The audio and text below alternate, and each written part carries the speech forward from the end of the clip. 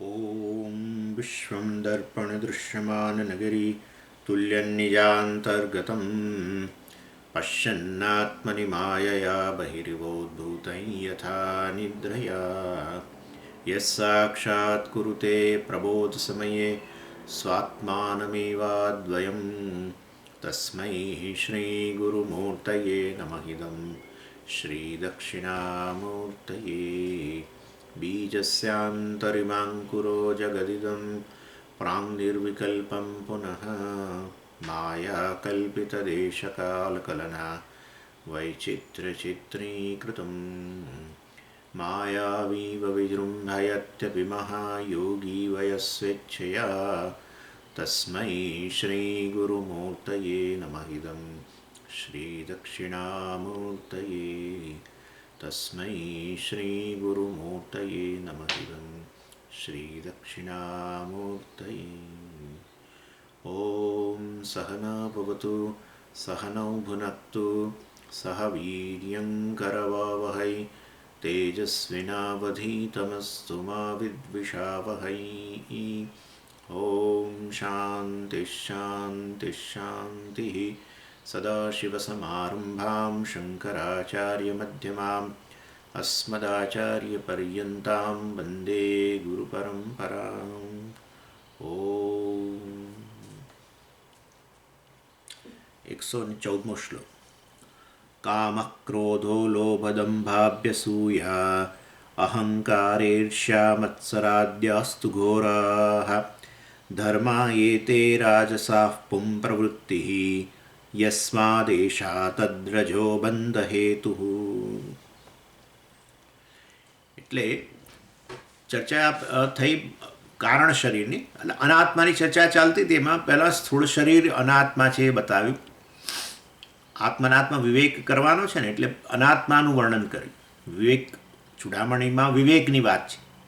આત્મનાત્મ વિવેક મુખ્ય વસ્તુ છે અને એમાં બતાવ્યું કે જેને તમે આત્મા કહો છો આ સ્થૂળ શરીર એ આત્મા નથી. સ્થૂળ શરીરનું વર્ણન કર્યું બધું. પછી સૂક્ષ્મ શરીરનું વર્ણન કર્યું અને બતાવ્યું એ અનાત્મા છે. વધારે કંઈ કહ્યું નહીં કે આ અનાત્મા છે, પરંતુ આમ જનરલ વાત કરી અને પછી આત્માની વાત આવશે ત્યારે બતાવશે જો આત્મા આવો છે અને આ સ્થૂળ શરીર વગેરેના ગુણધર્મો મેં તમને બતાવ્યા જુદા છે, માટે બંને વાસ્તવમાં આત્મા અને અનાત્મા ભિન્ન વસ્તુ છે. એની વેટ પછી કારણ શરીરની વાત આવી. કારણ શરીરની વાત કરી જોડે જોડે માયાની વાત કરી, કારણ કે કારણ શરીર અને માયામાં ભેદ નથી. મેં તમને વાત કરી છે તો. અને એ રીતે અને એ પણ અનાત્મા છે. પછી માયાની વાત કરી એટલે પછી કહ્યું કે ત્રિગુણાત્મિકા છે, એટલે 3 ગુણોની વાત થઈ.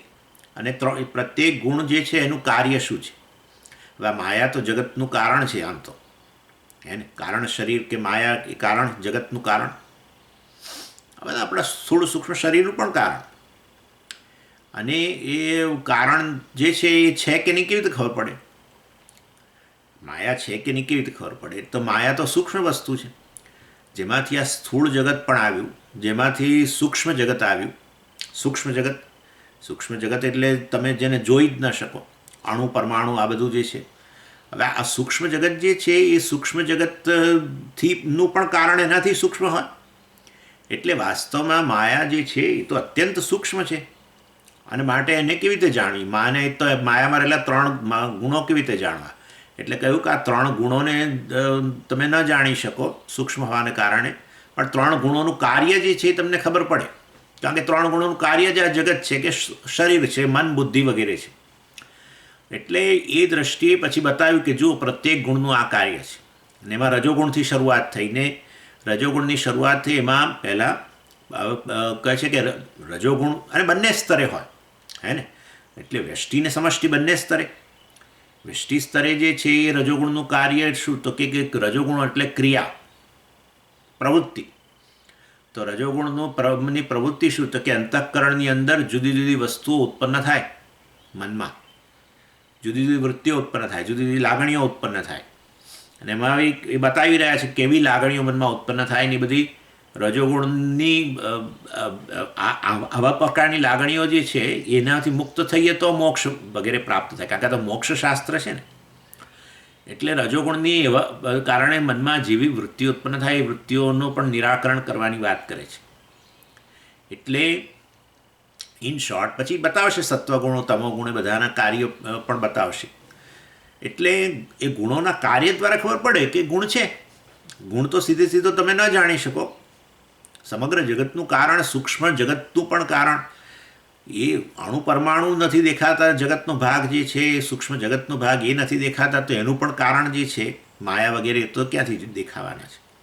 એનો કંઈ અનુભવ ન થાય, પણ એ ગુણોનું કાર્ય જે આ રીતે જે છે ખબર પડે. માટે પહેલું રજોગુણથી શરૂઆત કરી, કારણ કે આ રજોગુણ સત્વગુણ ને તમોગુણમાં રજોગુણ જે છે એ મુખ્ય છે. કારણ કે બધા જ જીવો બહુ પ્રવૃત્તિ કરતા જણાય છે ને, માટે રજોગુણ જાણે કે વધારે પ્રસિદ્ધ છે. માટે રજોગુણનું કાર્ય પહેલું બતાવે છે, અને એ અહીંયા કહ્યું. અને કહ્યું કે જુઓ, આવી આવી વૃત્તિઓ રજોગુણને કારણે ઉત્પન્ન થાય. કામ એટલે ઈચ્છા, ક્રોધ, અને પછી કહ્યું લોભ. આ તો બધા સમજી શકાય એવા છે. અને પછી કહે છે દંભ. દંભ એટલે મેં તમને ગઈ વખતે કહ્યું હતું, દંભનો અર્થ થાય છે કે આ શોબાજી, આપણે કે શોબાજી કે છે, એટલે દેખાવ કરવો બધો, એને દંભ કહેવાય. ભગવાને ત્યાં 13મા અધ્યાયમાં કહું અમાનિત્વમ અદંભિત્વ, દંભનો અભાવ હોવો, દેખાવનો અભાવ. અને અહીંયા આપણે ગઈ વખતે મેં તમને કહ્યું હતું ધર્મધ્વજત્વ. ધર્મધ્વજત્વ એટલે આપણે કે સારું કાર્ય કરીએ એને ધર્મ કહેવાય, સારી પ્રવૃત્તિ. અને એનો પણ વાસ્તવમાં ધ્વજા એટલે એનો પણ પ્રચાર કરવો. જેમ ધજા હોય એ પોતાનો પ્રચાર કરે ને, ધજાને કારણે ખબર પડે, બરાબર ને? એટલે ધજા વસ્તુ એવી છે કે જે પોતાની હાજરી બતાવે સતત. એવી રીતે ધર્મધ્વજત્વ એટલે આ વ્યક્તિ કરે છે સારી પ્રવૃત્તિ, ધર્મ. પરંતુ જેમ કે કોઈ સ્કૂલ બનાવી, અથવા કોઈ જગ્યાએ આ કોવિડની હોસ્પિટલમાં દાન આપ્યું, કરી સરસ પ્રવૃત્તિ, ધર્મ. પણ ધ્વજા એને ચારે તરફ એની જાહેરાતો કરે, લોકો કોઈ પણ રીતે જાણે કે મેં આવું કર્યું સારું, આવો શો કરો, દેખાવ કરો, એનું નામ દંભ. આ પણ રજોગુણમાંથી ઉત્પન્ન થાય છે.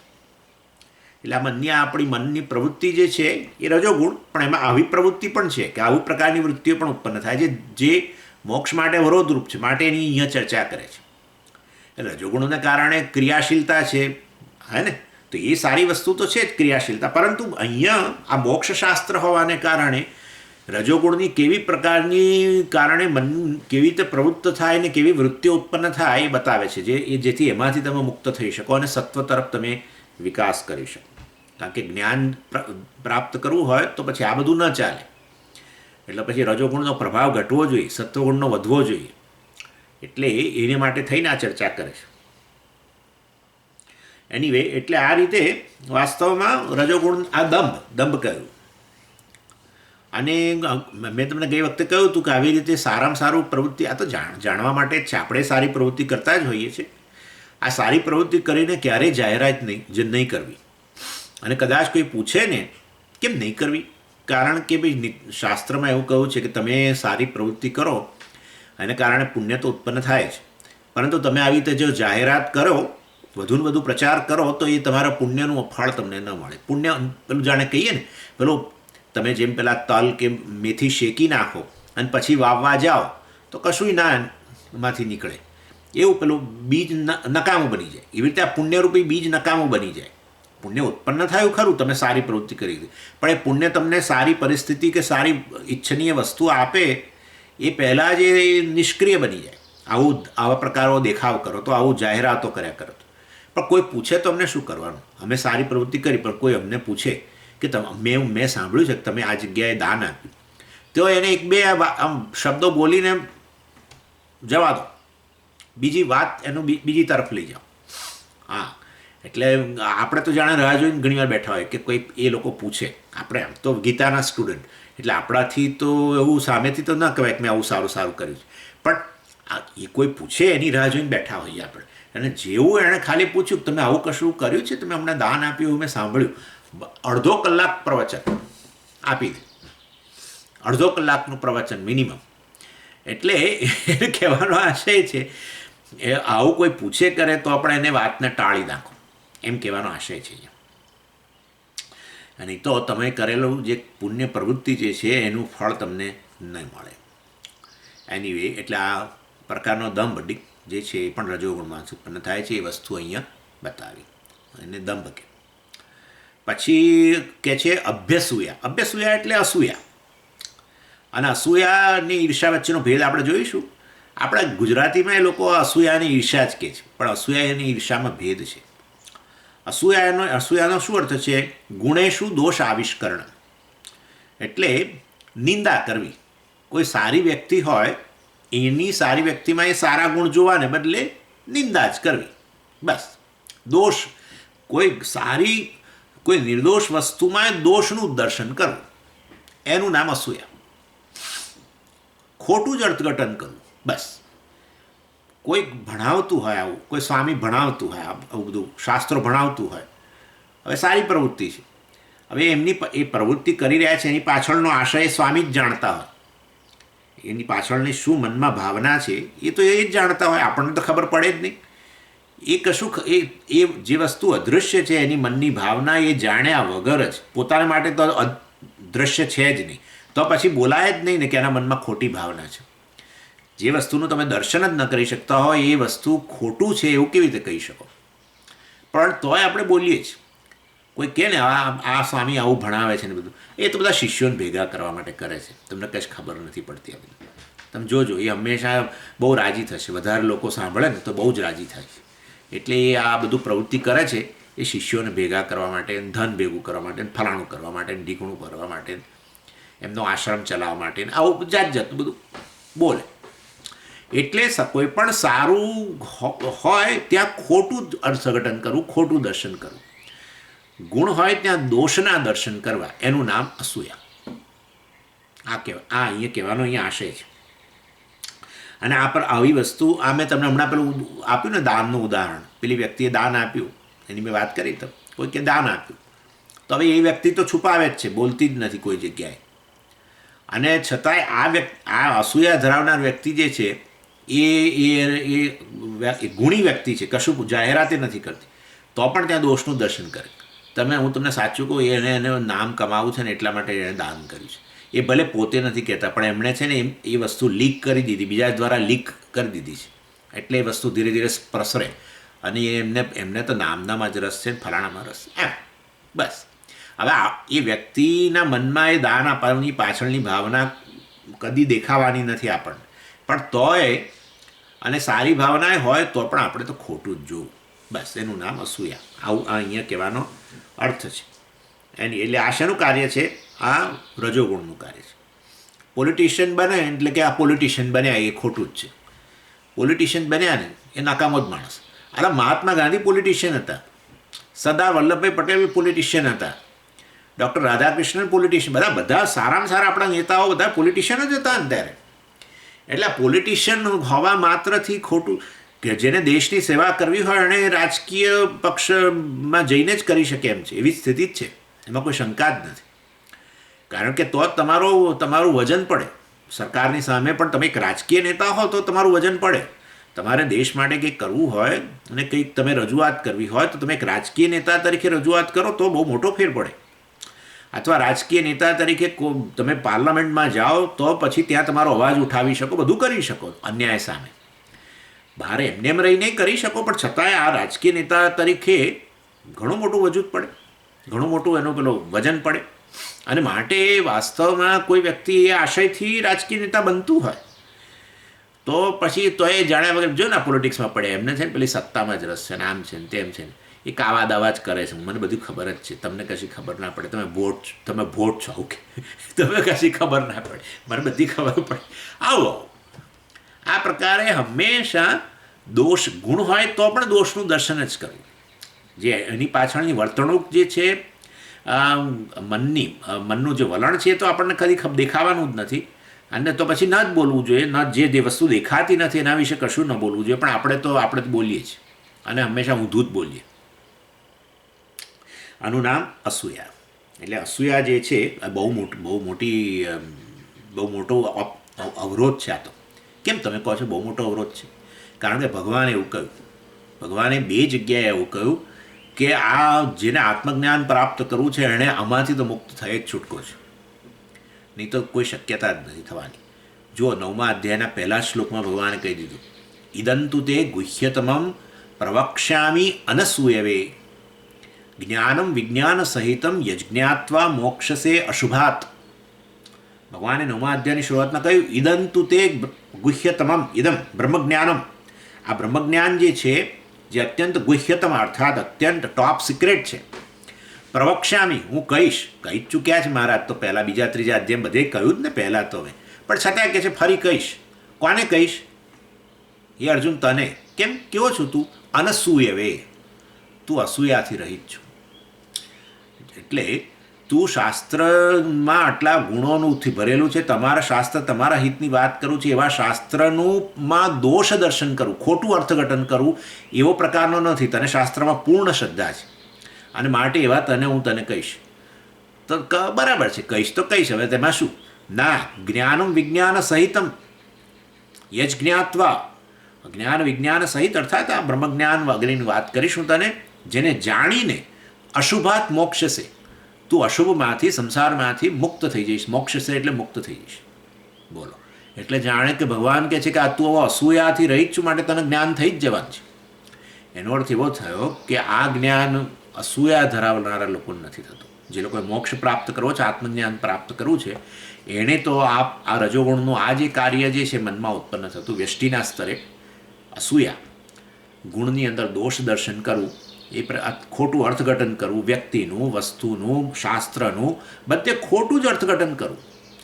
કોઈ પ્રવૃત્તિ કરતું હોય ત્યાં ખોટું જ અર્થઘટન કરવું. કોઈ કંઈ બોલે તો એનું ખોટું અર્થઘટન કરવું, કોઈ કંઈ કરે તો પણ એનું ખોટું અર્થઘટન કરવું, કોઈ દાન કરે તો ખોટું, કોઈ કંઈ પ્રવચન આપે તો એ નહીં ખોટું, બધામાં દોષનું જ દર્શન કરવું.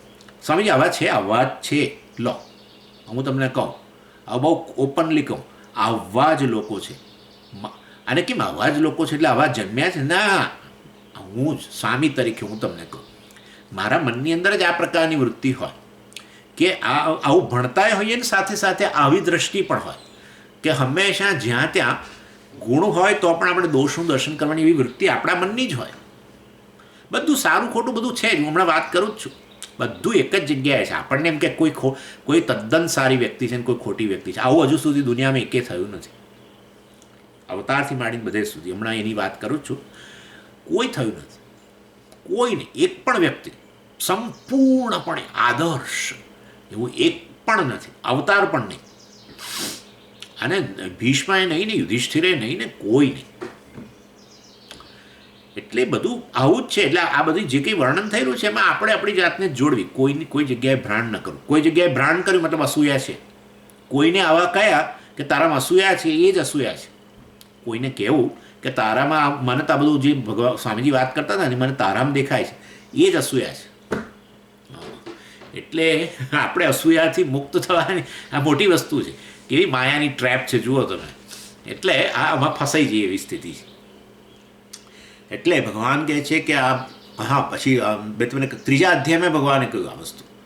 3જા અધ્યાયમાં ભગવાને કહ્યું, યે મે મતમિદમ નિત્યમ અનુતિષ્ઠન્તિ માનવાહ શ્રદ્ધાવંતો ન સૂયંત મુચ્યંતે તેપી કર્મભિઃ.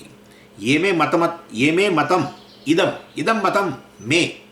આ મેં તને જે કર્મયોગ વગેરેનો જે મારો કર્મ વિશેનો કર્મ કરવું જોઈએ અને તને છેવટે અધિકારિત્વ પ્રદાન કરે ને છેવટે આત્મજ્ઞાનનો અધિકારી બની તું મુક્ત થવું વગેરે મેં જે કર્મ વિશે મેં તને બધું જે કહ્યું, ભગવાન 3જા અધ્યાયમાં વાત કરે છે.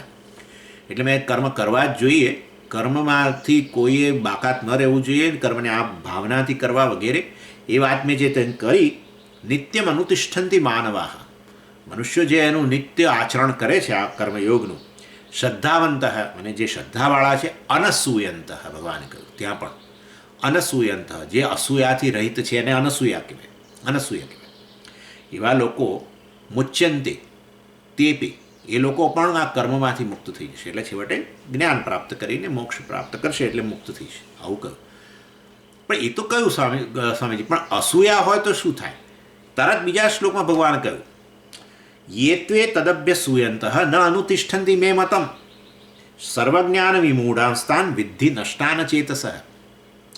કેટલાક અચેતસ, કેટલાક મૂર્ખ, ફૂલ્સ, મૂર્ખાઓ, અચેતસ કેટલાક મૂર્ખાઓ જે એ ત્વે અભ્યસુયંત અર્થાત જે એવા અસૂયાવાળા લોકો છે ન અનુતિષ્ઠંતી મે મતમ, આ કર્મયોગ વિશે મેં તને જે કહ્યું એનું આચરણ કરતા નથી.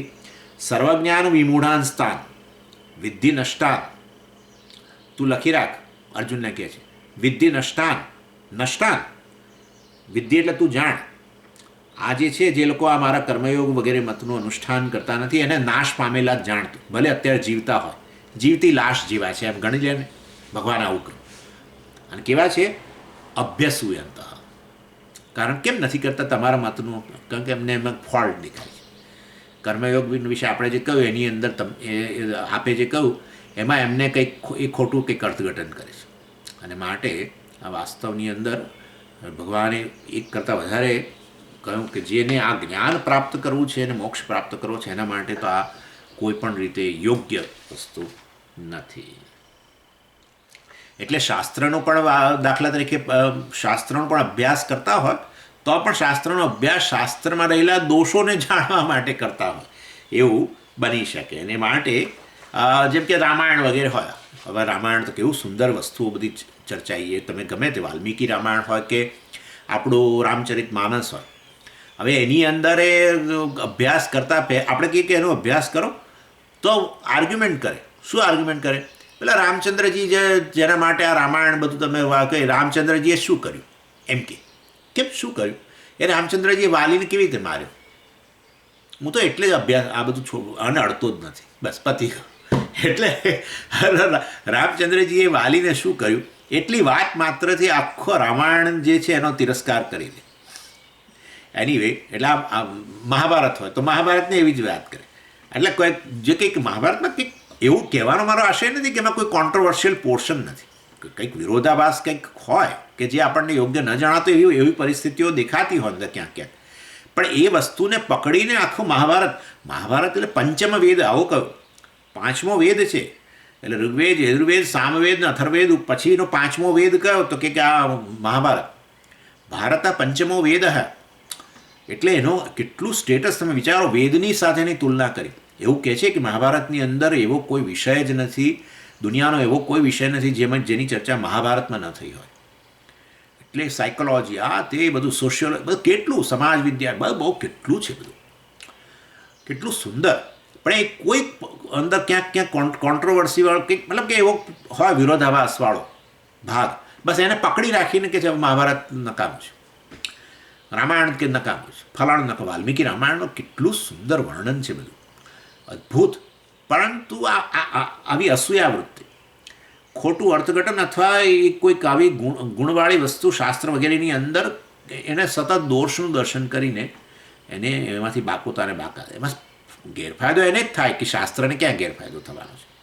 શાસ્ત્ર એ જ શાસ્ત્રનો બીજી વ્યક્તિ અભ્યાસ કરીને ઘણો બધો ફાયદો મેળવે જ છે, પણ આ વ્યક્તિ જેની અભિવૃત્તિ છે ને એને પછી એ શાસ્ત્રના લાભથી વંચિત રહી જાય.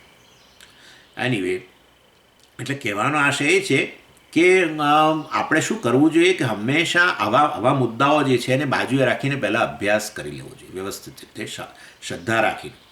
અને એ તમે એક કે બે વાર આવી રીતે રામાયણ વાંચો ને બરાબર, મતલબ ઓથેન્ટિક રીતે, ખાલી નહીં કાં તો રામાયણના કે વાલ્મીકી રામાયણના પ્રવચનો સાંભળી અને બરાબર એનો સાર ગ્રહણ કરીને પછી એ પરિસ્થિતિઓ જે તમને વિરોધાભાસ જણાય છે જેના કારણે તમારા મનમાં વિરોધ છે એ પરિસ્થિતિઓ વિશે પછી વિચાર કરો તો તમને એ તમારી મનમાં રહેલી ગાંઠ છે એ ખુલી ગયેલી હોય. આવું બને છે કારણ કે શાસ્ત્રનો અનુગ્રહ થયો, તમે શ્રદ્ધાપૂર્વક એકવાર અભ્યાસ કરો જે તે શાસ્ત્રનો, પછી શાસ્ત્ર પોતાનું રહસ્ય પ્રગટ કરે.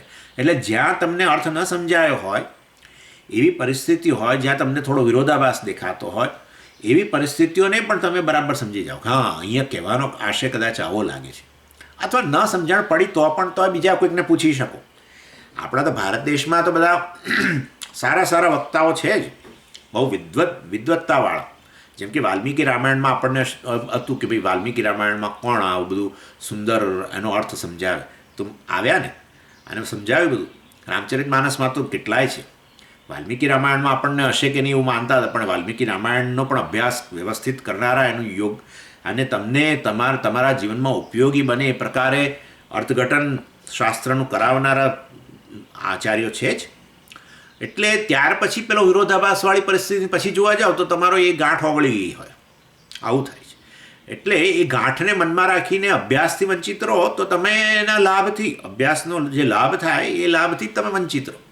શાસ્ત્રને કંઈ નુકસાન નથી જવાનું, નુકસાન આપણને જ જાય છે. એટલે પેલી આપણી અસૂયા વૃત્તિને કારણે આપણને તમે જુઓ તો આવા, ચાલો વેદાંત શાસ્ત્રની વાત તો જવા દઈએ, આ જ્ઞાન પણ ન થાય, જીવનમાં ઉપયોગી હોય જુદી જુદી પરિસ્થિતિની અંદર, એવું જ્ઞાન પણ આપણને એનાથી પણ વંચિત રહીએ આપણી અસૂયા વૃત્તિને કારણે.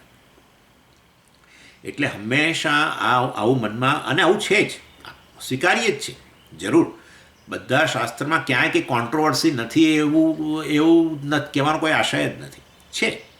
અને એ સાયકોલોજિસ્ટો કહે છે કે એનું પણ કારણ છે, ચાલો એ પછી વાત કરું. પરંતુ એટલે એ પોર્શનને જ નજરમાં રાખીને અને અભ્યાસથી વંચિત રહેવું એ અસૂયાવૃત્તિ છે. અથવા આખા શાસ્ત્રને એ ખોટું જ અર્થઘટન કરવું, એવી એક કોઈ થોડી પરિસ્થિતિઓને લીધે એ પણ ખોટી વસ્તુ છે. એટલે આ બધા જે છે ને, એસ્પેશિયલી તમે જો જુઓ ને, પુરાણો હોય કે આપણા ઇતિહાસ ગ્રંથો કહીએ છીએ આપણે, જેને રામાયણને, મહાભારત વગેરે, એ બધાની અંદર વૈદિક સિદ્ધાંતો જે છે, જેને આપણે સમજી નથી શકતા, એને જ ઉદ્ઘાટિત કરવામાં આવ્યા છે, પરંતુ જરા નાટકીય રીતે. અને એક પછી એમાં કલ્પના કરવી પડે. જેમ કે તમારા દાખલા તરીકે તમારા બાળકને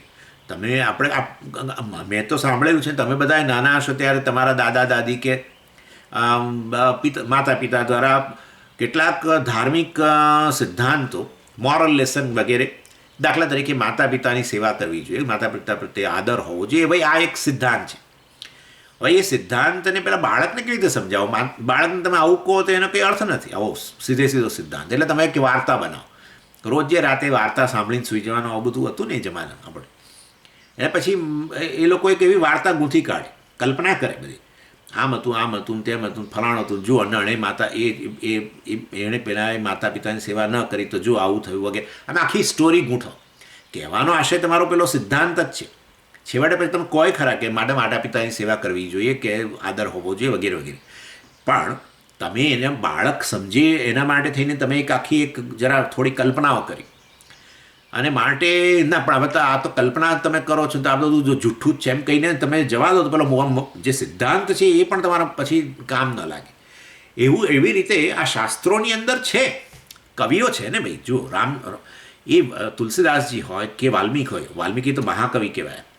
એટલે ઈશ્વરની ભક્તિ કયું ફળ આપી શકે એના માટે થઈને ઘણું બધું થોડું જરાક આમ અતિશયોક્તિ. જેમ કે તમને કાર્ટૂનનું ઉદાહરણ આપું. દાખલા તરીકે મારું નાક લાંબુ હોય અને મારું કાર્ટૂન બનાવે કોઈ, તો મારું નાક કદાચ લાંબુ હોય, આ તો વાત છે, હોય 3 ઇંચનું, પણ કાર્ટૂનની અંદર તમે જોજો બધું 1 ફૂટનું બતાવશે, 1 ફૂટનું આવના. એટલે કહેવાનો આશય છે, આવી અતિશયોક્તિ કરે, એ અતિશયોક્તિ કરવા પાછળ અથવા કોઈક જગ્યાએ પ્રતીક તરીકે કંઈક બતાવે. શાસ્ત્રોમાં એવું પણ છે, પ્રતીક તરીકે સિમ્બોલિક હોય વસ્તુ. કોઈક જગ્યાએ તમારે ક્યાંક વધારે વિચાર કરવાની આવશ્યકતા હોય. આ બધી પ્રકારની પરિસ્થિતિ હોય.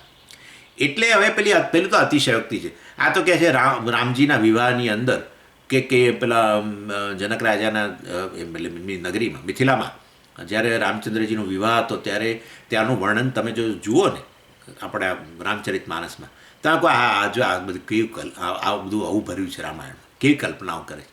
પેલા સોનાના સ્તંભ ને એની અંદર બધા હીરા જડિત બધા કેટલાય, અને આવા હજારો સ્તંભ હતા, ને આમ હતું ને પકવાન આટલા પ્રકારના હતા, અને ફલાણું હતું, ઢીકણું હતું. એટલે એવું વર્ણન તમને જોવા મળે, તમને થાય કે આ તો આવું બધું જ શાસ્ત્ર. એ આશય એ નથી. આ બધી અતિશયોક્તિ વગેરે દ્વારા પણ છેવટે તો પેલો સિદ્ધાંત એ છે કે પેલો રામચંદ્રજીનો વિવાહ છે ભાઈ, ભગવાનનો વિવાહ છે, અને માટે વાસ્તવની અંદર એ તમારો પ્રેમ ત્યાં ઈશ્વર પ્રત્યે પ્રગટ કરવા માટે, એની મહત્તા બતાવવા માટે, ઈશ્વરની મહત્તા બતાવો તો તમને એના માટે પછી આદર પ્રગટ થાય, તમને અમારી ભક્તિ પ્રગટ થાય, એ આશય છે. અને માટે આવી અતિશયોક્તિ કરે કવિઓ છે ને, એ તો કરે. અને કોઈક જગ્યાએ થોડુંક પ્રતિકાત્મક વર્ણન પણ કરે. હવે પેલા રાવણના 10 માથા, હવે આ 10 માથા એટલે સમજ, આવું તો કોઈ હોય જ નહીં, કદી કોઈ ના હોય 10 માથાવાળું. બરાબર છે, પ્રતિકાત્મક છે કે ભાઈ અહંકારનું પ્રતીક છે. અહંકારીવાળી વ્યક્તિ જે છે, એ અહંકારવાળી વ્યક્તિને કેટલી બધી પ્રકારનો સંઘર્ષ હોય છે બતાવે છે. આપણે નથી કહેતા સ્વામીજી આ 10 માથા ભેગા થયા, એકને બદલે 10 ભેગા થયા એટલે આ બધો ઝઘડો જ થવાનો છે. આ એ બતાવે. તમે જુઓ રાવણની સ્થિતિ જુઓ, કેટલો સંઘર્ષ એના મનની અંદર. એટલે 10 માથા બતાવે છે કે અહંકાર, અને અહંકાર હોય ત્યાં કેટલો સંઘર્ષ હોય, આ બધી બતાવવાનો આશય છે. એટલે હવે આમાં તો 10 માથા બતાવે છે. આવું તમારા રામચરિત માનસમાં છે. એટલે આપણે કંઈક બરાબર છે, ખોટું જ છે બધું. એટલે પણ 10 માથા બતાવે શેનું પ્રતીક છે એ તો જુઓ જરા. એ રાવણ શેનું અહંકારનું પ્રતીક છે, અને અહંકાર હોય ત્યાં કેટલો સંઘર્ષ હોય, આંતરિક સંઘર્ષ કેટલો હોય એ તો જુઓ. એની વાત ચાલે છે.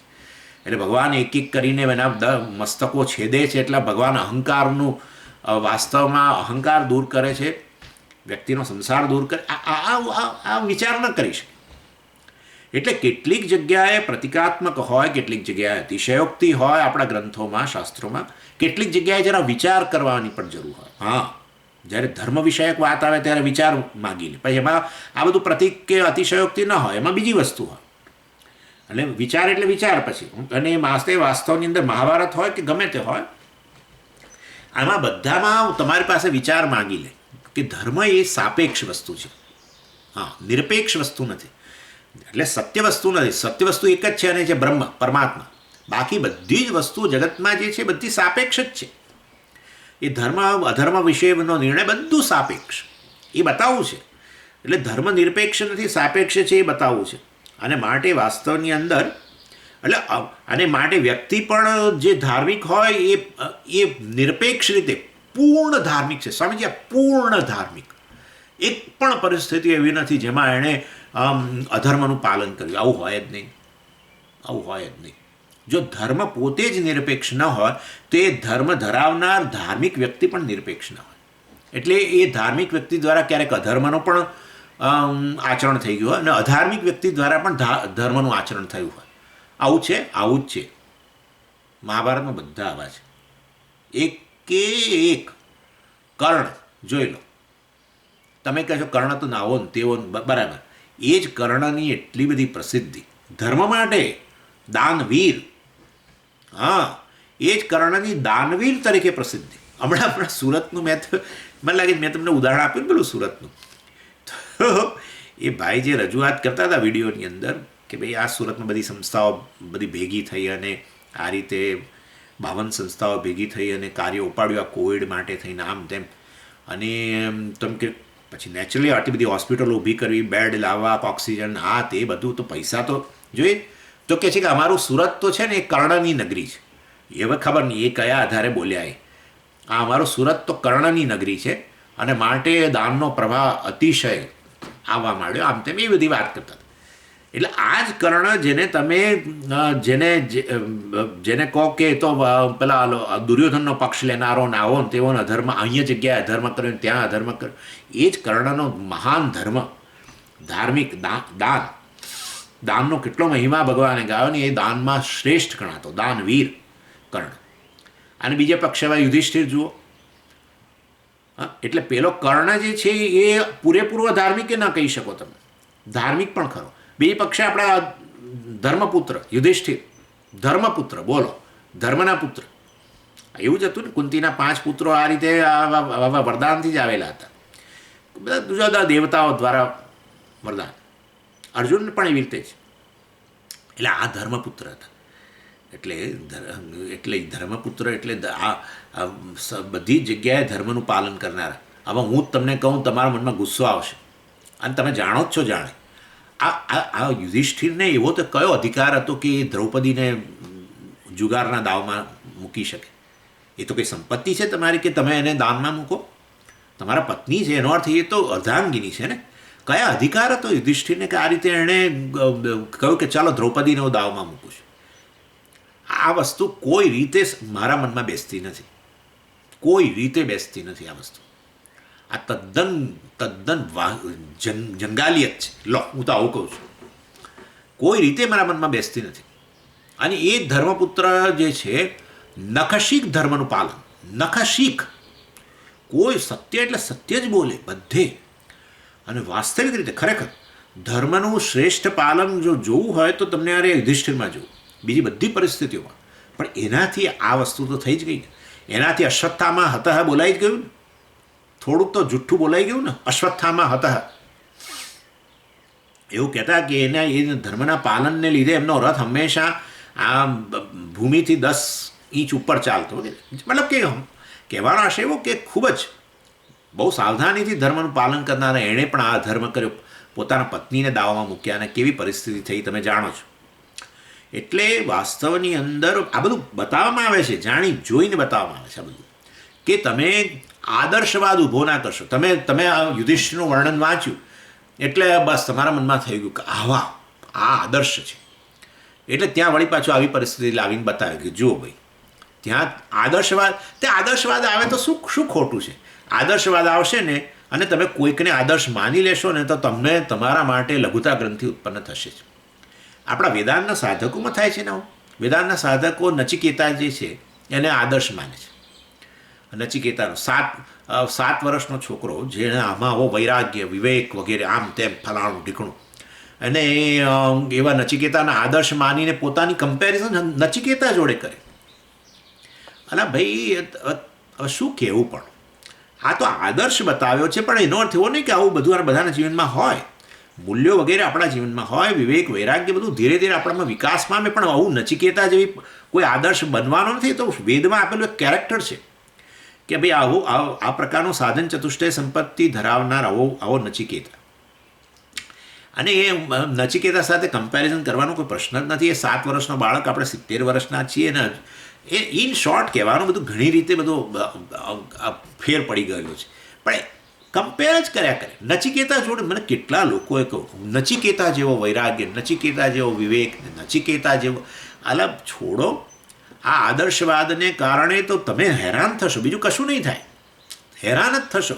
સતત એની જોડે કમ્પેરિઝન કરીને તમે તમારી જાતને કોસ્યા જ કરશો. અને આ વસ્તુ શક્ય જ નથી. એટલે બધા ધર્મગ્રંથો છે આપણા, મહાભારત રામાયણ વગેરે બધાની અંદર આ વસ્તુ છે કે કોઈ પણ કેરેક્ટર જે છે એને આદર્શ ન માની લેશો. ધર્મપુત્રને આદર્શ ન માનશો, ભીષ્મને આદર્શ ન માનશો, કોઈને આદર્શ ન માનશો, કારણ કે બધાની આ લૂપ હોલ્સ છે. એટલે મતલબ કે ધર્મ અને અધર્મ બંને આવા જ છે, એ એબ્સોલ્યુટ નથી. અને એ મતલબ કે ધર્મ અને અધર્મ પણ આ પ્રકારે સાપેક્ષ વસ્તુઓ છે. જગતનો ભાગ છે ને ભાઈ, જગતનો જે ભાગ હોય મિથ્યા હોય, સાપેક્ષ. જગત સાપેક્ષ છે, પણ પરમેશ્વર નિરપેક્ષ છે. પરમેશ્વર કોઈની અપેક્ષાએ નથી, બ્રહ્મ કોઈની અપેક્ષાએ નથી, આત્મા કોઈની અપેક્ષાએ નથી. આત્મા સ્વતંત્ર છે, સમગ્ર જગત પરતંત્ર છે, મિથ્યા છે, સાપેક્ષ છે. અને માટે ધર્મ અધર્મ વસ્તુ પણ સાપેક્ષ જ છે. અને માટે ધર્મ અને અધર્મનું પાલન, ધર્મ અધર્મ જો સાપેક્ષ હોય તો ધાર્મિક વ્યક્તિ પણ સાપેક્ષ છે. એનામાં પણ ક્યારેક અધર્મ આવી જાય, ક્યારેક ધર્મ આવી જાય. લોકો રાગદ્વેષને પકડીને બેઠા છે.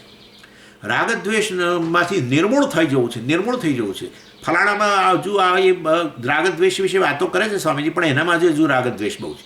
એટલે પણ કોણે કહ્યું કે તમને રાગદ્વેષમાંથી પૂરેપૂરા મુક્ત થઈ જવાના છે? કોણે કહ્યું તમને? કયું અને કોઈક વેદનું કેરેક્ટર લઈને આવી જાય ને બતાવે કે જો આ સ્વામીજી આને કહ્યું. તમે કંઈ નચિકેતાનું જીવન જોવા ગયા છો? આખું જીવન એ તો એક તમને રજૂઆત કરવામાં આવી કે નચિકેતા જે છે આ રીતે. શાસ્ત્ર તો આખ્યાયિકાના રૂપમાં કહેવાનું જ છે. શાસ્ત્ર આખ્યાયિકાના રૂપમાં, બ્રહ્મવિદ્યા હંમેશા આખ્યાયિકાના રૂપમાં હોય. એ બતાવવા માટે કે ભાઈ બ્રહ્મવિદ્યાની અંદર સંકળાયેલા ગુરુ અને આચાર્ય કેવા મહાન હતા એ બતાવવા માટે, ને એ દ્વારા બ્રહ્મવિદ્યાની મહત્તા ગાવા માટે, અને તમારા મનમાં એ આદર ઉત્પન્ન થાય એટલા માટે કહ્યું. પણ તમે એને લાવીને અત્યારની આ પરિસ્થિતિની અંદર એને સાથે સરખામણી, આદર્શ સાથે સરખામણી કરીને સતત લઘુતા ગ્રંથિ અનુભવો. સ્વામીજી બધું હું ભગવદ્ ગીતા 20 વર્ષથી ભણું છું, પણ હજુ છે ને સ્વામીજી મારા મનમાં ફલાણો વિચાર બહુ આવે છે. હું તમને એકલાને જ કહું છું શું મારા મનમાં આવે છે, અને એને લીધે મને ઊંઘ નથી આવતી કે આવા વિચારો મને આવે, આમ છે તે. એનીવે, એટલે આ કહેવાનો આશય એવો છે મારો કે આવી પ્રકારની લઘુતા ગ્રંથિ ઉત્પન્ન કરે. અને આ રાગ દ્વેષ કામ ક્રોધ વગેરેની પણ આ જ રીતે લોકો હંમેશા વાતો કરતા હોય છે કે રાગ સંપૂર્ણપણે જતો રહેવો જોઈએ, દ્વેષ જતો રહેવો જોઈએ, કામ જતો રહેવો જોઈએ, ક્રોધ બિલકુલ જતો રહેવો જોઈએ. Do not be idealistic. કોઈ પણ આદર્શવાદી દુઃખી થવાનું છે. રિયાલિસ્ટિક અને આઈડિયાલિસ્ટિક બે લોકો હોય છે કે રિયલ વર્લ્ડની અંદર શું છે. હા, એનો અર્થ એવો નહીં કે રાગદ્વેષ ચલાવાય એટલે આ પાછું બીજી પરિસ્થિતિ. સ્વામીજીએ કહ્યું કે રાગદ્વેષ વગેરેથી સંપૂર્ણ દૂર ના થવાય. ચલો આવા દો, હવે દાળવડા ખાઓ, ચલો પેલું કરો, આ કરો, તે કરો, બધું મજા કરો. ના, તો એમાંથી ચ્યુત થઈ જશો. કહેવાનો આશય એ છે કે તમે આ રાગ દ્વેષમાંથી મુક્તિ માટે પ્રયત્ન કરો ને સાથે સાથે કોઈ આદર્શવાદ ન અપનાવો કે હું સંપૂર્ણપણે મુક્ત થઈ જાઉં, ફલાણાની જેમ, ફલાણું મારું રોલ મોડેલ છે, ફલાણો આદર્શ છે, એની જેમ હું મુક્ત થઈ જાઉં. એ વસ્તુમાંથી દૂર થઈ જાઓ. અને એના માટે જ આ બતાવવામાં આવે છે કે ક્યારેક ક્યારેક આવા યુધિષ્ઠિર જેવા રાગદ્વેષના ભોગ બને. યુધિષ્ઠિરની એક મહાન મહાન ખામી હતી, નબળાઈ જેને કહેવાય, અને એ છે જુગાર રમવાની. વિચાર કરો તમે, હવે આ જુગાર રમવું કોઈ રીતે તમે ધર્મને અંતર્ગત કેવી રીતે કેવી રીતે તમે રમવા જ કેવી રીતે બેઠા, જુગાર રમવા જ કેવી રીતે બેઠા? પહેલી વસ્તુ આ છે. લો ચાલો, પછી કોઈકને દાવ પર મૂકવાની વાત આવે છે. જુગાર રમવા પાંડવો બેઠા જ કેવી રીતે? પેલાએ બોલાયા, તમે તો ના પાડી શકો ને. દાખલા તરીકે તમે કોઈક મને કે સ્વામીજી જરાક આવો, આપણે અહીંયા ફલાણી જગ્યાએ આપણે મદ્યપાન કરીએ ભેગા થઈને. તમે તો ના પાડી જ શકો ને. કેમ ના પાડી? કેમ ના પાડી? નબળાઈ. જુગાર રમવાનું ગમતું હતું, સમજ્યા? એટલે આ ધર્મપુત્ર અધર્મ એટલે આ હોવાનું, આ રાગ દ્વેષ હોવાના જ. સાયકોલોજીસ્ટોને એટલે જ આપણા ગ્રંથો બહુ ગમે છે. બધા જ માનસશાસ્ત્રીઓને આપણા ગ્રંથો બહુ ગમે છે, કેમ કે કોઈ આઈડિયલ નથી, ઇન્ક્લુડિંગ રામચંદ્રજી અને કૃષ્ણ ભગવાન પણ. એક જણ મને કહે છે હું ભગવદ્ ગીતા નહીં ભણું. મેં કેમ? એ ભગવદ્ ગીતા જેમના મોંમાંથી સરી આમ પાછા આમાં ભગવદ્ ગીતા જેના મોંમાંથી સરી પડી એ કૃષ્ણ ભગવાને શું કર્યું એ જરા મને કહો. આમ અલા ના ભણીશ, તને કોણ કહે છે ભણ? તું કે મારા પર ઉપકાર કરું ભણી? હા, ભણીને તને ફાયદો થાય. જે 5000 વર્ષ પહેલાં કહી ગયા એ વસ્તુ આજના સંજોગોમાં પણ એટલી જ લાગુ પડે છે. એની એ જ વસ્તુ હજુ લાગુ પડે છે ને હજુના બીજા 50,000 વર્ષ પછી આ લાગુ પડવાનું છે. આ બધા શાશ્વત શાસ્ત્રો છે ને, શાશ્વત સિદ્ધાંતો છે ને, જીવનમાં કેવી રીતે આપણે આ સંસારમાંથી મુક્ત થવાનો ઉપાય અહીંયા જ છે. નહીં ભણીને ભાઈ તું સંસારી રહીશ, કકડાટ કરતો રહીશ, એ તો તને જ ગેરફાયદો છે. એટલે કહેવાનો આશય છે કે કૃષ્ણ હોય કે રામચંદ્રજી હોય કે યુધિષ્ઠિર હોય કે ભીષ્મ જુઓ. હા, તો કેટલાની વાતો કરવાની. હમણાં પછી કઈ કઈની વાત કરું છું તમને. એટલે આ બધા કેરેક્ટરો વિશે વાસ્તવમાં ભીષ્મ આટલા બધા જેમની પ્રતિજ્ઞા ભીષ્મ પ્રતિજ્ઞા કેટલો મોટો ભોગ આપ્યો છે. માય ગોડ, વિચાર કરો તમે કે આ રાજ્યના જો મારું સંતાન થાય તો એ પછી આ રાજ્ય માટે હકદાર બને. ચાલો લગ્ન જ નથી કરવા. લગ્ન નથી કરવા એટલે પછી કોઈ પ્રકારનું કોઈ બીજી વાત છોડ નહીં. હા, લગ્ન નથી કરવા એટલે પછી પૂરેપૂરું બ્રહ્મચર્ય અને અખંડ પ્રતિજ્ઞા.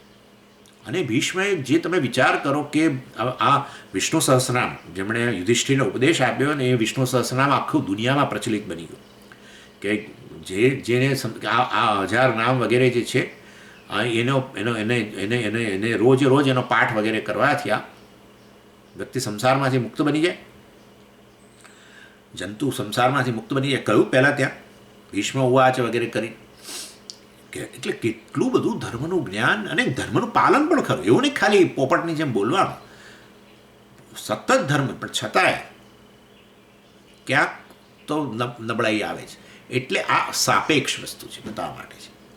અને માટે એ દ્રષ્ટિએ ક્યારે આપણે પણ આવી આ રાગદ્વેષ વગેરેને લઈને ક્યારેય મનની અંદર એ પ્રકારની આપણામાં લઘુતા ગ્રંથિ ન લાવવી જોઈએ. આપણે એમાંથી સાવધાનીથી રાગદ્વેષની પકડમાંથી મુક્ત થવાનો પ્રયત્ન પણ કરીએ. અને કેટલાક રાગદ્વેષ જે આપણને બંધન કરતા જ નથી, પૂરા થયા તોય ઠીક ને ન થયા તોય ઠીક, તો ચાલે. આવું રાખો ને, સોરી, શા માટે જવા દેવું? શા માટે જવા દેવું? તમને અમુક વસ્તુઓ ગમે છે, ફાઇન. ના, પણ ગમે છે માટે મારી પાસે હોવી જ જોઈએ. તો પછી એમાંથી મુક્ત થાવ, તો મુક્ત જ થાવ. આ આગ્રહ આવ્યો તો તમે પોતે હેરાન થશો. આગ્રહને કારણે બીજાને હેરાન કરશો તો જુદું, એ તો પછી. એ આગ્રહને કારણે તમે હેરાન થશો. વસ્તુ નહીં આવે ત્યાં સુધી તમે પેલા વલખા મારશો. જેમ પેલી માછલી જળ વગર કેવી તરફડે એવી સ્થિતિ થશે. તો એ તો ખોટું જ ભાઈ. કેમ ખોટું કેમ છે? એ સારું જ છે ને, એમ જ રાખો ને. ના, તમારે મોક્ષ જોઈતો હતો. મોક્ષ એટલે સ્વતંત્રતા જોઈતી હોય તો પરતંત્રતામાંથી આંશિક રીતે તો મુક્ત બનો પહેલાં. રાગદ્વેષ પર પરતંત્ર હોય, એની પૂર્તિ રાગદ્વેષ પૂરા થાય તો જ હું સુખી થઉં એ પ્રકારની પરતંત્રતા હોય તો એમાંથી તો મુક્ત થાવ. તો પછી આ છેવટે આત્મા સ્વતંત્ર છે ને બધું સમજાશે, નહીં તો સમજાશે જ નહીં. જેણે પૂર્ણ સ્વતંત્ર બનવું છે એણે આંશિક સ્વતંત્રતા પ્રાપ્ત કરવી જોઈએ. જેણે પૂર્ણ આનંદને જાણવો છે એણે આંશિક રીતે આનંદ પ્રાપ્ત કરેલો હોવો જોઈએ. જે પ્રકારનું ધ્યેય છે એના અનુરૂપ મનની સ્થિતિ હોવી જ જોઈએ, તો પછી એ ધ્યેય પ્રાપ્ત થાય. અને માટે વાસ્તવની અંદર એ દ્રષ્ટિએ એવા રાગ દ્વેષ છે જે તમને પરતંત્ર બનાવે કે આ દ્વેષ મારો પૂરો થવો જ જોઈએ, ફલાણી વ્યક્તિ તો હોવી જ ના જોઈએ. એ હશે ને તો સમજ હું તો ડિસ્ટર્બ જ રહીશ. તો પછી ભાઈ એ તારા દ્વેષમાંથી તું મુક્ત થા. વ્યક્તિને દૂર કરવાની જરૂર નથી કે તારે દૂર જવાની જરૂર નથી. દ્વેષમાંથી મુક્ત થા. પણ સમજી નથી થવાતું. આ તો ઈશ્વરની સહાય લો, જરૂર ઈશ્વરની સહાય લો, જરૂર. રાગદ્વેષમાંથી મુક્ત થવા માટે, ધર્મનું પાલન કરવા માટે ઈશ્વરની સહાય લો. એને માટે ઈશ્વર મદદ કરશે તમને. સર્વશક્તિમાન છે, પણ મને તો મદદ કરતો દેખાતો નથી. તમારી પ્રાર્થના કદાચ ટૂંકી પડે છે, એવું છે. એટલે હવે એકદમ હું તો પ્રાર્થના તો કરું છું. આ પ્રાર્થનામાં તમારી અસરકારકતા કેટલી છે એ વસ્તુ એ બહુ મહત્ત્વનું છે. એટલે એની ચાલો, એટલે કહેવાનો આશય છે કે આ બધું આપણા મુક્ત ન થઈ શકતા હોય રાગદ્વેષમાંથી, તો ઈશ્વરની મદદ લેવી. કરે જ છે મદદ, કરે જ છે. આપણે બોલીએ જ પાછા કે સમજી મને અહીંયા મારી જરૂર હતી અને મને ભગવાને મદદ કરી. હા, તો પછી આના માટે લો મદદ. એટલે આપણે કેટલા સિન્સિયર છીએ રાગદ્વેષમાંથી મુક્ત થવા માટે બહુ મહત્ત્વનું છે. આપણને રાગદ્વેષ પૂરા કરવામાં રસ છે કે રાગદ્વેષમાંથી મુક્ત થવામાં રસ છે, એ આપણે પહેલાં બરાબર ઓનેસ્ટલી નક્કી કરવાની જરૂર છે, પ્રામાણિકપણે, કે મને રાગદ્વેષ પૂરા કરવામાં રસ છે ખરેખર કે રાગદ્વેષમાંથી મુક્ત થવામાં રસ છે. અને આપણે જોઈશું કે ઘણી જગ્યાએ આપણે આપણા રાગદ્વેષ પૂરા કરવા માટે એક પ્રયત્ન કરીએ છીએ. હવે શત્રુઓને આપણે જ પોષણ આપીએ તો પછી એ જવાના તો નથી જ. શત્રુઓને આપણે જ પોષીએ તો નથી જતા ને. એ બહુ, જે શત્રુઓને આપણે પોષીએ ને એ શત્રુ બહુ ખતરનાક હોય. અને એ દૃષ્ટિએ બાહ્ય શત્રુ કરતાં આંતરિક શત્રુઓ ખતરનાક છે. આપણા દેશમાં રહેલા જે છે, જે દેશની વિરુદ્ધ કામ કરી રહેલા છે, એને બહુ ખતરનાક છે. દેશની બહાર બીજા દેશમાં હોય તો આપણે જઈને સર્જિકલ સ્ટ્રાઇક કરીએ. હા, આપણે સર્જિકલ સ્ટ્રાઇક કરીને એને મારીને હટાવીએ. પણ આપણા જ દેશમાં રહેલા તો શું કરવાના છે? શું કરો? દેશને જ નબળો પાડે ને. આવી સ્થિતિ છે આપણી. આપણા અંદર રહેલા શત્રુઓ, આ દેશની અંદર રહેલા શત્રુઓ, આંતરિક શત્રુઓ આપણને જ નબળા પાડે. એટલે શત્રુઓને પોષણ નહીં આપવું, એ શત્રુઓની નિવૃત્તિ માટે ઈશ્વરની સહાય લઈશ અને એમને એ રીતે બહાર ખદેડી નાખીશ. એ એવી તમારો સંકલ્પ હોય તો જરૂર ઈશ્વર મદદ કરે. એ ભગવાન તો અંતર્યામી છે ને, એને ખબર છે કે તમે આમ પ્રાર્થના કરો છો ખરા, પણ અંદરથી તો પોષવાની જ વૃત્તિ છે, તો પછી ક્યાં મદદ કરવાનું છે? એ ના કરે મદદ, કારણ કે એ તો તમારા હિતની વાત, તમને તમારું હિત એમાં દેખાય છે, તો પછી એ એમાં. એટલે આપણી પ્રાર્થનાની અસરકારકતા પર બહુ મોટો આધાર છે. એનીવે, ચાલો. એટલે વાસ્તવમાં આ રીતે એક વાસ્તવિક હું અને એક આદર્શ હું, એની વચ્ચેનું અંતર પૂરવાનો જે આપણે આ પ્રયત્ન કરીએ છીએ એમાંથી મુક્ત બની જઈએ.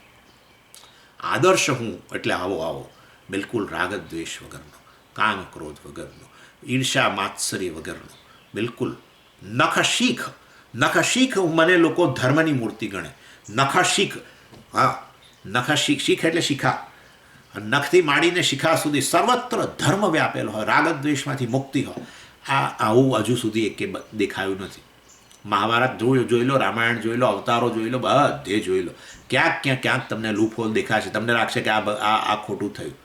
આ જુગાર રમવાની એનો પેલી આદત, એ રાગ પૂરો કરવાની આદત યુધિષ્ઠિરની એ ભારે પડી.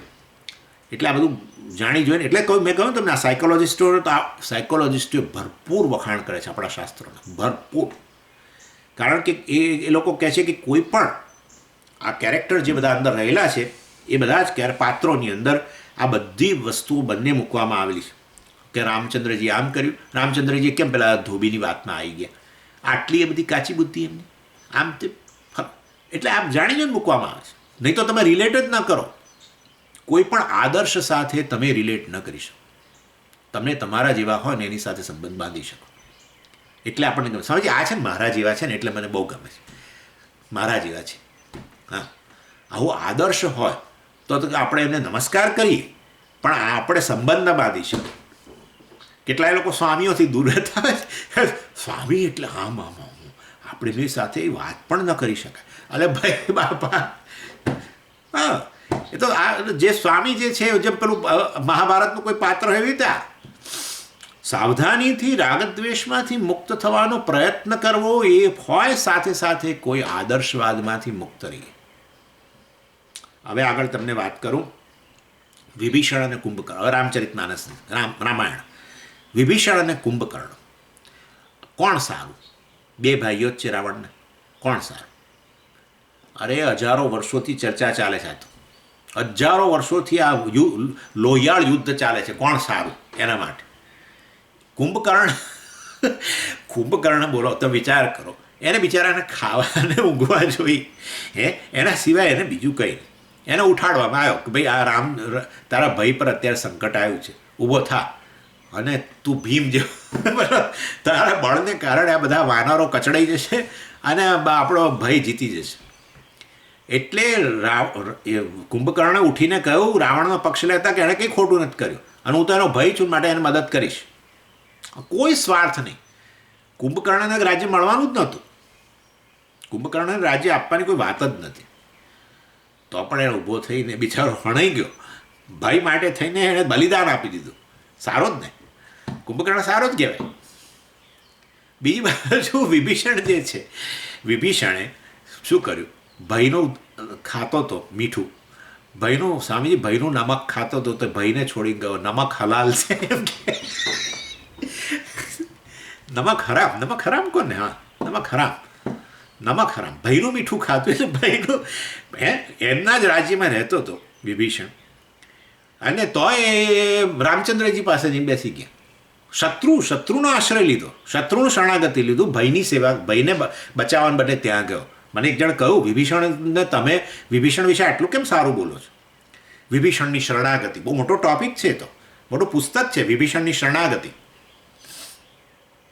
આ વિભીષણે શરણાગતિ લીધી, શત્રુની શરણાગતિ લીધી અને જે ભાઈનું અન્ન ખાતો હતો એ ભાઈને ઠોકર મારી. એટલે પણ કોણે કોને લાત મારી તો પહેલાં જુઓ. વિભીષણે લાત મારી રાવણને કે રાવણે વિભીષણને લાત મારી? હા. અને વિભીષણ તો કહ્યું જઈને કે તમે આની સાથે શત્રુતા ન કરો, આ ઈશ્વર છે અને આમાં આપણો જ નાશ થશે. ઈશ્વરની સામે ન પડાય. સર્વશક્તિમાનની સામે આપણે ગમે એવી શક્તિ હોય તો આપણે અલ્પશક્તિમાન છીએ. દેવતાઓ તમારે ત્યાં પાણી ભરતા હોય કે દેવતાઓ તમારા કચરા વાળતા હોય અને દેવતાઓ તમારી સેવા કરતા હોય તો રખે માનતા કે તમે સર્વશક્તિમાન ઈશ્વર બની ગયા છો. અને કેટલી રીતે સમજાવ્યો રાવણને, પણ ન સમજ્યો. પછી લાત મારી, તું એમનો પક્ષ લઈને જ જા એમની પાસે. એટલે આ તો કહું છું તમને. એટલે વિભીષણનો સારો પક્ષે છે ને ખોટો પક્ષે છે. કુંભકર્ણનો સારો પક્ષે છે ને ખોટો પક્ષે છે. છેવટે તેણે અધર્મનો જ પક્ષ લીધો ને. અધર્મનો જ પક્ષ લીધો ને. તો અધર્મનો પક્ષ લેનારા એ તમે અધર્મી જ કહેવાય ને, બીજું શું કહેવાય? ના ભાઈએ હું અન્ન ખાઉં છું માટે ભાઈને જ મારે સહાયતા કરે. અરે પણ ભાઈ શું કરે છે? કયા એનીવે આમ તમે જુઓ તો વિભીષણ કૈકેયી, એવું કહેવાય છે કે કૈકેયીને રામચંદ્રજી માટે એટલો બધો અંદરથી પોતાના દીકરા કરતાં વધારે પ્રેમ હતો એમને, એવું કહે છે.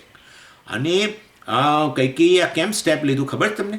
તો કહે છે કે એ વખતે એવું હતું કે એમને રાજ્યાભિષેક થવા પછીના જે 14 વર્ષ હતા, એ 14 વર્ષ દરમિયાન અયોધ્યા માટે બહુ કપરો સમય હતો. એ કૈકેયીને ખબર હતી. અને માટે એ હવે જો રામચંદ્રજી એ વખતે એમનો રાજ્યાભિષેક થાય ને એમને રાજ્ય સોંપવામાં આવે અને આવો કપરો કાળ આવે તો પછી એ રાજા વગોવાઈ જાય ને. અત્યારે કોવિડ થયો છે આપણા દેશની અંદર, તો સારામાં સારું કામ કરનારો શાસક જે છે એને લોકો ગાળો દે છે જ અત્યારે. આવું છે ને તેવું છે ને. હવે એમનો બિચારાનો કોઈ અંદર પ્રત્યક્ષ રીતે કોઈ ફાળો ન હોય, કેટલું રાત દિવસ એક કરીને પ્રમાણિકતાથી બધાને સારવાર મળે, ઓક્સિજન મળે, ફલાણું મળે કરતા હોય, પણ આ તો બધું તંત્ર એવું હોય ને કે એની અંદર ક્યાં કશું ખોટકાય ને ખરેખર કોણ કોનો ફાયદો લઈ જવા માગે. ટૂલકીટ બનાવવામાં આવી કોઈ પણ રીતે શાસકને વગોવો. એટલે કપરો કાળ હોય ત્યારે તો શાસક વગોવાઈ જ જાય. માટે કૈકેયીને થયું કે આ 14 વર્ષ દરમિયાન જો આ રામચંદ્રજી શાસન કરશે તો બિચારા ખોટા વગોવાઈ જશે. ભલે મારો દીકરો વગોવાય, પણ રામચંદ્રજીને પર તો સહેજ પણ આળ ના આવવું જોઈએ. માટે એમણે આ ડિસિઝન લીધું. આવું મને એક જણે કહ્યું.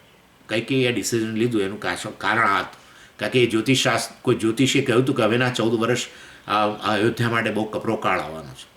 ત્યારે તો પછી શું કરવું? આ દશરથ રાજાને તો સમજાવી જ ન શકાય કોઈ રીતે કે ના તમે એમને ન સોંપો, મને ભરતને સોંપો, અને આ બધું કહી શકાય એમ હતું જ નહીં ને માને પણ નહીં. અને માટે એમણે આ રીતે આ પોતાનો જે વરદાન હતો એનો આ રીતે ઉપયોગ કરી દીધો કે જેથી કરીને રામચંદ્રજી બચી જાય. અથવા કોઈક કહે છે કે કૈકેયીનો આભાર માનવો જોઈએ, રામચંદ્રજી આ રીતે વનમાં ગયા અને છેવટે તો પેલો રાવણનો વધ થયો શ્રીલંકામાં, નહીં તો એ રાજ્યમાં રહ્યા હોત અને ક્યારેય પેલાની સાથે દુશ્મનાટ થવાનો સંભાવના ન હોત તો આ રાવણનું આ અધર્મનું શાસન ચાલુ જ રહેત, તો ભગવાનનું કાર્ય અધૂરું રહી ગયું હોત અવતાર તરીકે. ધર્મ સંસ્થાપનાર્થાય અને અધર્મનો નાશ કરવા માટે અને ધર્મ માટે હું અવતાર લઉં છું વગેરે વગેરે, તો એ કાર્ય અધૂરું રહી ગયું. તો આ કૈકેયીનો આભાર માનો કે એને કારણે વનમાં ગયા અને એમાંથી પછી સીતાજીનું અપહરણ ને આ ને તે બધું થયું અને છેવટે રામચંદ્રજીએ રાવણનો વધ કર્યો વગેરે. એટલે આવું કહેનારાય છે. એનીવે આ તો તમને ખાલી કહું છું, એટલે આવું કઈ વિશે કહેનારા પણ છે. એનીવે એટલે દરેક શાસ્ત્રની અંદર, આપણા ધર્મશાસ્ત્રો વગેરેની અંદર આ કેમ તમે આ ચર્ચા ઉપાડી? આ ચર્ચા પેલી અસૂયા માટે થઈ. હા, આ રામાયણમાં તો આમ છે, બસ કહી દીધું. આ ચેમ્પિયનોએ કેટલાક ચેમ્પિયનો રામાયણમાં વાલીનો વધ રામે કર્યો ને બસ ત્યાં, એટલે મને તો થઈ ગયું કે હવે આ રામચરિત માનસ કે રામાયણ આપણે ભણાય જ નહીં. આવા રામચંદ્ર છે જેણે ધોબીનો પક્ષ લઈને આવી રીતે સીતાજીનો ત્યાગ કરે, એને વળી ભણાત છે આવા લોકો. અસૂયા, આનું નામ અસૂયા. એ જ રામાયણની અંદર રહેલી કરોડો વસ્તુ એવી છે જે તમારા જીવનમાં બહુ ઉપયોગી થઈ જાય એવી છે. તમને કેટલી બધી મૂંઝવણો દૂર કરી આપે એવી એવી પરિસ્થિતિઓનું વર્ણન છે ત્યાં. આવી પરિસ્થિતિઓ એના કરતાં 1/10 ગણી આપણા જીવનમાં આવે છે, તો આપણે એમાંથી સોલ્યુશન કાઢીને નીકળી શકીએ છીએ. ગાંધીજી ભગવદ્ ગીતામાંથી સોલ્યુશન કાઢીને કરતા હતા, તો તમે કરો ને. પણ ના, પણ કૃષ્ણ ભગવાને છે ને આવું કેમ, પેલું ફલાણું કેવું કેમ કર્યું, કૃષ્ણ ભગવાને આ કેમ કર્યું હતું?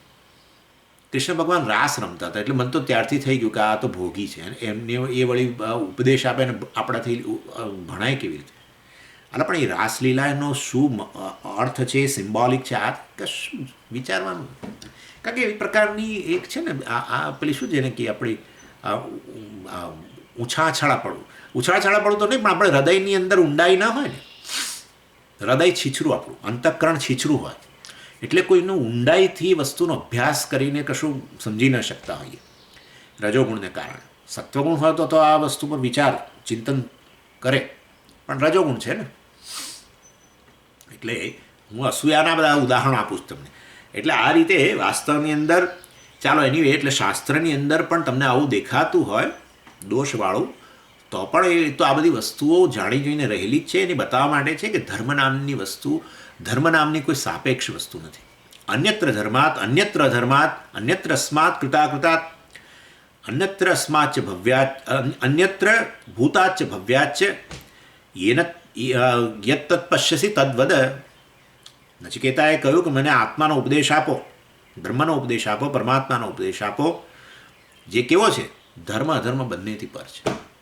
એનો અર્થ એવો થયો કે વાસ્તવમાં જે સત્ય વસ્તુ છે, જે પારમાર્થિક વસ્તુ છે, નિરપેક્ષ વસ્તુ છે, એ કેવળ બ્રહ્મ છે. ધર્મ અધર્મથી વિલક્ષણ છે. માટે ધર્મ અધર્મ કેવા હોવા જોઈએ? સાપેક્ષ જ હોય.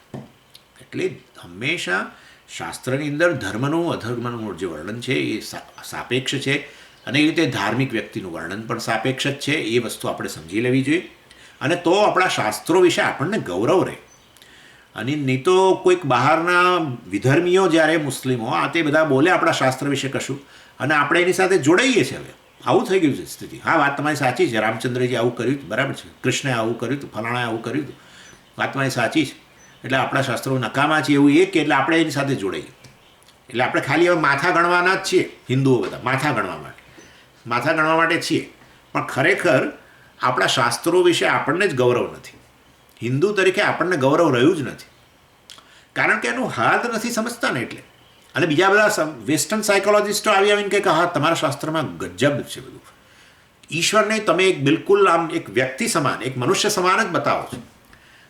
ઈશ્વરને રામચંદ્રજીના અવતાર, એમનો ઈશ્વર જે છે એમના ધર્મોમાં, એ તો ઈશ્વર આ બધાથી પર જાણે, ક્યાંય દૂર. આ તો ઈશ્વર સાથે તમે સંબંધિત થઈ શકો કે આ જો એમનામાં પણ આ પ્રકારે આવી પરિસ્થિતિઓ ઉત્પન્ન થાય છે.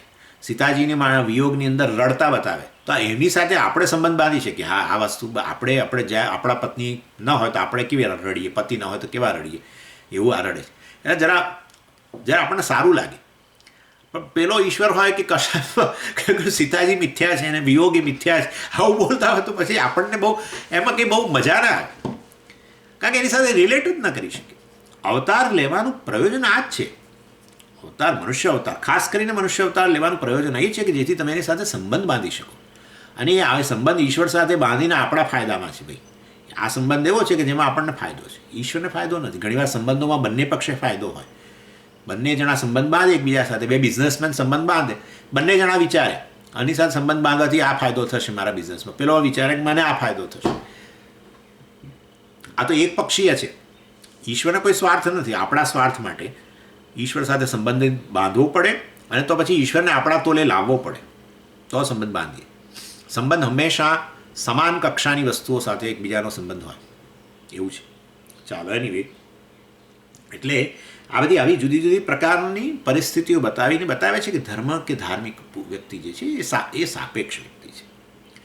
અને માટે એવું કહી જ ન શકાય કે આ જ સત્ય જ છે, આવું જ હોય. કંઈ સત્ય જ છે એવું ના કહેવાય ને, ધર્મપુત્ર સત્ય છે એમ ના કહેવાય ને, ભીષ્મ સત્ય છે એમ ના કહેવાય ને, કર્ણ સત્ય છે એમ ના કહેવાય, કે તદ્દન ખોટો છે એવું એ ના કહેવાય. ફલાણો તો ખોટો જ છે એવું એ ના કહેવાય.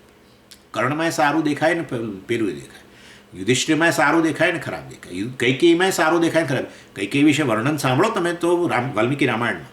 ખરેખર જ્યારે આ મંથરાને એણે કહ્યું એ પહેલાંનું કૈકેયીનું વર્ણન તમે સાંભળો ને તો કૈકેયી માટે બહુ ગૌરવ થાય એવું છે. ખરેખર એવું છે. તમે આપણને એમ કે કૈકેયી નખશિક પહેલેથી આવી જ પ્રકારની, આવું નથી.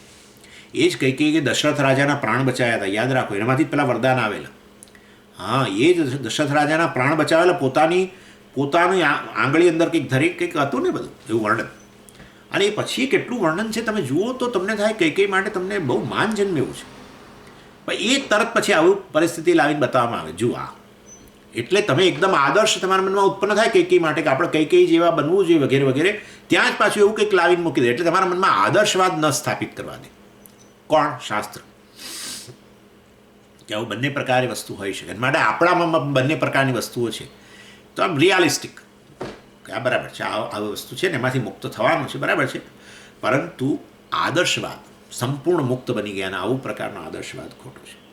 અને હંમેશા પૂજ્ય સ્વામીજી આ છે ને ડ્રાઇવિંગનું ઉદાહરણ આપતા હતા કે જેમ, એટલે આપણા જીવનમાં આવતી બધી પરિસ્થિતિઓમાં ક્યાં આદર્શવાદ લાવી ન શકીએ, એટલે શીખતા રહેવું પડે આપણે. સ્વામીજી હંમેશા ડ્રાઇવિંગનું ઉદાહરણ આપતા, અને ડ્રાઇવિંગનું ઉદાહરણની અંદર આવું વસ્તુ હતી શું કે ભાઈ જુઓ, ડ્રાઇવિંગ જે વ્યક્તિ શીખવાડતો હોય એ વ્યક્તિ બધી જ પ્રકારની પરિસ્થિતિઓ જે છે એ તમારા માટે લાવીને તમને એમાં ડ્રાઇવિંગ ન શીખવાડી શકે, શક્ય જ નથી. તો આખી જિંદગી ડ્રાઇવિંગ સ્કૂલમાં જ રહેવું પડે પછી તો. હા, એટલે જેમ ડ્રાઇવિંગ શીખતા હોય વ્યક્તિને તો તમે જુદી જુદી પરિસ્થિતિઓ થોડીક બતાવો, એને માર્કેટમાં લઈ જાય, ફલાણે લઈ જાય, ઢીકણે લઈ જાય, અને કે જુઓ આ પરિસ્થિતિમાં આ રીતે ડ્રાઈવ કરવું, આ કરવું, 4 રસ્તા આવે ત્યારે આ રીતે કરવું. પણ એનો અર્થ એવો નહીં કે બધા જ 4 રસ્તે લઈ જાય અને બધું શીખવાડે. આ બધા દિવસો માર્કેટમાં લઈ જાય અને શીખવાડે. અને માર્કેટમાં ભીડ ઓછી વધતી હોય, લોકડાઉન ખુલે તો ભીડ થોડી વધારે હોય. હવે તમે તો મને આવું નહોતું શીખવાડ્યું, તો અત્યારે તો ભીડ વધારે છે, આવું ના હોય. આવું કહી શકે કોઈ કે તમે મને આવું તો નહોતું શીખવાડ્યું, આટલી બધી ભીડ તો નહોતી, તમે મને આ માર્કેટમાં લઈ આવ્યા ત્યારે તો ઓછી ભીડ હતી, હવે આવી ભીડમાં તો તમે મને નહોતું શીખવાડ્યું. એટલે આવું બધી જ પરિસ્થિતિઓ જે છે એ બધી જ પરિસ્થિતિઓની અંદર ડ્રાઇવિંગ ન શીખવાડી શકે. કેટલીક પરિસ્થિતિઓની અંદર તમને શીખવાડવામાં જેના દ્વારા એક તમારા મનમાં એક સિદ્ધાંત ઊભો થાય કે બરાબર છે, આ રીતે આપણે કરવું જોઈએ. અને માર્કેટની અંદર એવું હોય કે ક્યારેક થોડાક ઘણા લોકો બે બાજુ લારીઓ હોય અને થોડા ઘણા લોકો શાકભાજી લેતા હોય. એવું બને ક્યારેક કે એ શાકભાજીવાળાની લારીમાંથી પેલા પપૈયા કે બધું છે એ ખરી પડે, એમ લારી તૂટી જાય અને પપૈયા આખા રસ્તામાં વેરાઈ જાય, અને આપણે એ વખતે ડ્રાઇવિંગ કરવાનું આવે. તો આપણે જઈને પેલા ડ્રાઇવિંગ સ્કૂલવાળાને એવું ના કહેવાય કે આવું તો પરિસ્થિતિ તમે બતાવી નથી, પપૈયા રસ્તામાં પડ્યા હોય ચારે બાજુ. ઇન શોર્ટ કહેવાના છે. એટલે શાસ્ત્રો આપણને જુદી જુદી પરિસ્થિતિની અંદર બતાવે આ શું છે, આ ખરાબ, આ ખોટું છે વગેરે. પણ એ આઈડિયાલિસ્ટિક પરિસ્થિતિ તો કોઈ ન જ આવી શકે. અને માટે એક બ્રોડ નોર્મ્સ કે ભાઈ કઈ રીતે વાસ્તવમાં કેટલાક એક્ઝામ્પલ આપે કેવી રીતે શું ખોટું શું ખરાબ એમ જનરલ બતાવે, પણ કોઈ વ્યક્તિ કે કોઈ પરિસ્થિતિ આદર્શ છે એવું તમે ન કરી શકો. એનીવે માટે અસૂયા આપણા જીવનમાં ન હોવી જોઈએ. ઇન શોર્ટ, શાસ્ત્રને પણ આપણે ભણીએ જ, ધર્મપુત્ર સાચો અને ખોટો, કર્ણ પણ સાચો અને ખોટો, દુર્યોધન પણ સાચો અને ખોટો. હા, જાનામી ધર્મમ નચમે પ્રવૃત્તિ, જાનામી અધર્મમ નચમે નિવૃત્તિ, કેનાપી દેવેન હૃદય નિયુક્તેન યથા યથા નિયુક્તોસ્મી તથા કરોમી. એવું કંઈક મારે પણ મને ખબર છે ધર્મ શું છે. દુર્યોધને કહ્યું કે આ મને ખબર છે ધર્મ શું વસ્તુ છે, અધર્મ શું વસ્તુ છે મને ખબર છે, એવું નથી. ભણ્યા છે બધા ગુરુકુળની અંદર, પરંતુ વાસ્તવની અંદર એમાં એ બહુ પ્રવૃત્ત કેમ નથી થઈ શકતો? જાણે પોશાકથી નિયુક્ત થઈને હું આ અધર્મમાં પ્રવૃત્ત થઉં છું. મતલબ ઇન શોર્ટ કહેવાનો આશય, દુર્યોધન પણ સારો અને દુર્યોધને ખરાબ, યુધિષ્ઠિર સારા અને ખરાબ, બધું આ રીતની જ પરિસ્થિતિઓ છે. માટે જજમેન્ટ ના આપો કે શાસ્ત્રમાં આ બધું ખોટું છે ને ફલાણું છે. શાસ્ત્રમાં બંને પ્રકારે કહેવામાં આવ્યું છે. અને માટે અસૂયા રાખ્યા વગર શાસ્ત્રનો અભ્યાસ કર્યો, અને આવી જે પરિસ્થિતિઓ છે જેમાં વિરોધાભાસ છે ને છે જ, એવી પરિસ્થિતિઓ પણ છે, એ પરિસ્થિતિઓની અંદર એનું અર્થઘટન યોગ્ય રીતે પછી કરો. શાસ્ત્રના અનુગ્રહ ઉત્પન્ન થાય પછી એના મદદથી આ રીતે કરો. અને આ રીતે અનસૂયા, જીવનની અંદર અસૂયામાંથી મુક્ત બનો. શાસ્ત્ર પ્રત્યે અને વ્યક્તિઓ પ્રત્યે, જુદી જુદી વ્યક્તિઓ પ્રત્યે પણ અસૂયા. ગુણ હોય ને ત્યાં દોષનું દર્શન કરવાની વૃત્તિ, શાસ્ત્રમાં ગુણ રહેલા હોય ને ત્યાં દોષનું દર્શન કરવાની વૃત્તિ, આને ખોટું અર્થઘટ કરવાની વૃત્તિ શાસ્ત્રની, એમાંથી મુક્ત થઈને આ લાભ લો, શાસ્ત્રનો લાભ લઈને મુક્ત બનો. એ કહેવાનો અહીં આશય છે. એટલે આ અસૂયાનું વર્ણન થયું. હવે આગળ ઈર્ષ્યા વગેરે જે છે આવતી વખતે જોઈશું. ઓમ પૂર્ણમદ પૂર્ણમિદમ પૂર્ણાત પૂર્ણમુદચ્યતે પૂર્ણસ્ય પૂર્ણમાદાય પૂર્ણમેવાવશિષ્યતે. ઓમ શાંતિ શાંતિ શાંતિ. હરિ ઓમ શ્રી ગુરુભ્યો નમઃ. હરિ ઓમ.